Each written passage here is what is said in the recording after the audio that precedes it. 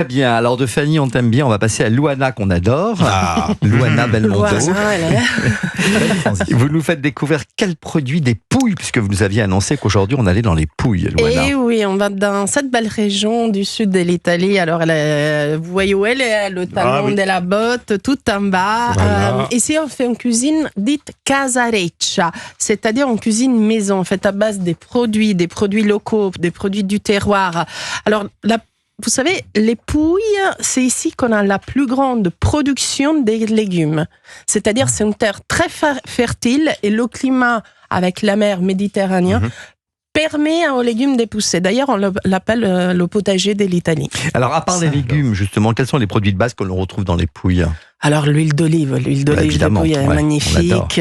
Vous verrez des oliviers à perte de vue dans les campagnes si vous vous promenez.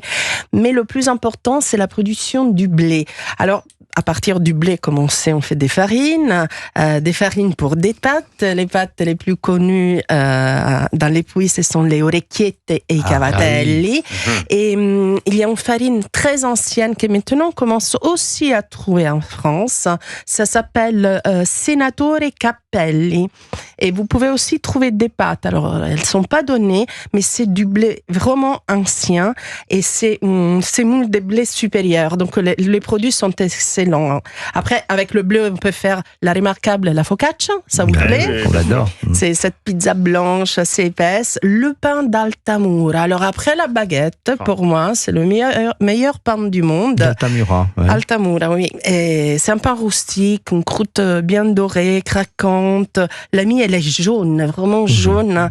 Mais c'est très bon. Il est cuit au four. Il y a Joe qui prend des notes. Il y a des parfums. Je veux pas cafeter, mais... Pain d'Altamura. Oh là là, la belle miche. C'est vraiment, les céréales sont toastées, donc ça saveur et ce goût assez particulier. Ah oui, Mais alors, très hier jaune, on parlait de la mozzarella, mais je crois que les Pouilles aussi, c'est un peu la patrie de la mozzarella. Absolument, on y revient. Alors, c'est pas la même, parce qu'hier, on parlait de la mozzarella de Naples, de la Campanie, donc la mozzarella de Bufflone. Ici, en fait, on appelle plutôt ça du fior di latte, de la fleur de lait. Mozzarella fior di latte. Parce que c'est de la vache.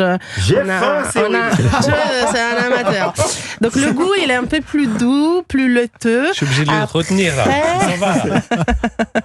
Dites ce que vous avez fait hier, quand même. Bah oui, j'ai goûté la mozzarella, pizza. Il m'a envoyé une photo dans l'après-midi avec une grosse pizza avec plein de mozzarella. Vous voyez comment vous êtes inspirant. Voilà, je vois que j'inspire les pizzas. Vous pouvez sortir plein pour ça. Une photo de la mozzarella, ça se fait pas. Hein. Et un autre fromage que mange énormément, c'est la ricotta, vous savez.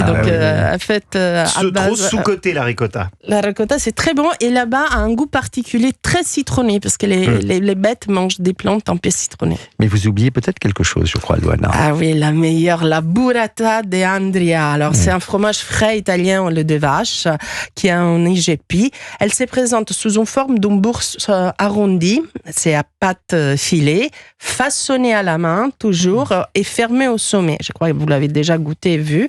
À l'intérieur, on a un mélange des filaments de pâte et des crèmes qu'on appelle la stracciatella. Et après, quand on la découpe, vous voyez, ça coule. C'est vraiment crémeux.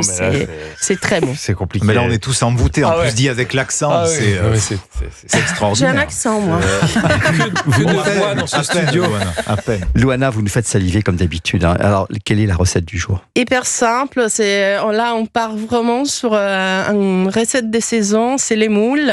Et c'est une base pour faire des pâtes, pour faire un risotto. Mais moi, je les mange comme ça, avec du pain bien grillé. Même pas grillé, du pain frit.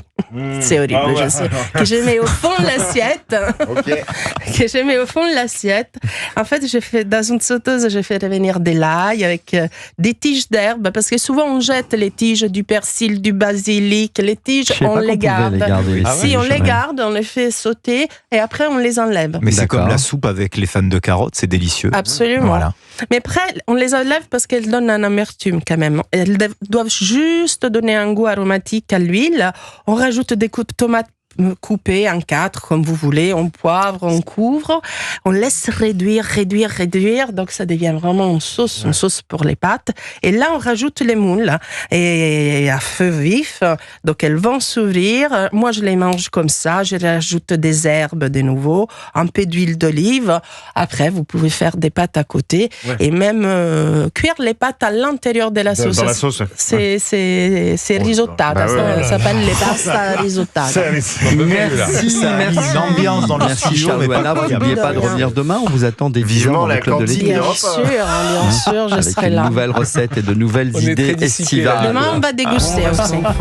Toute la vie, on reste enfant. On fait semblant d'avoir grandi, tout simplement.